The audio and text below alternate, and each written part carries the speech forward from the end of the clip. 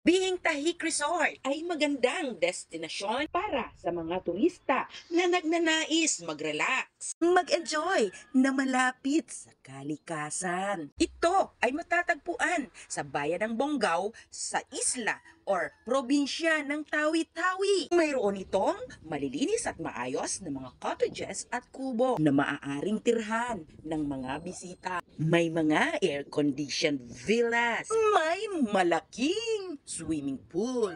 May iba't ibang water activities na pwede mong gawin katulad ng jet ski, bangka, at snorkeling.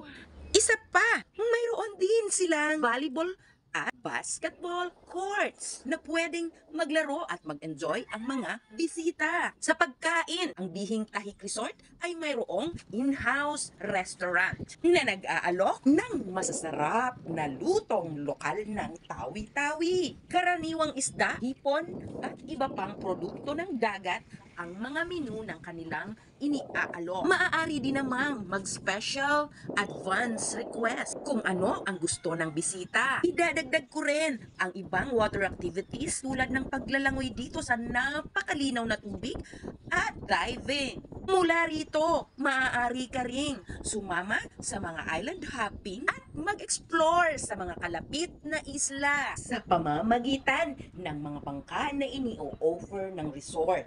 Sa pangkalahatan, ang Bihing Tahik Resort ay isang lugar kung saan maaaring ma-relax at i-enjoy ng mga bisita ang kagandahan ng kalikasan. Ito ay nagbibigay daan sa mga bisita na malayo pansamantala sa kabihasnan, makaranas ng kapayapaan at katahimikan sa isang napagagandang kapaligiran.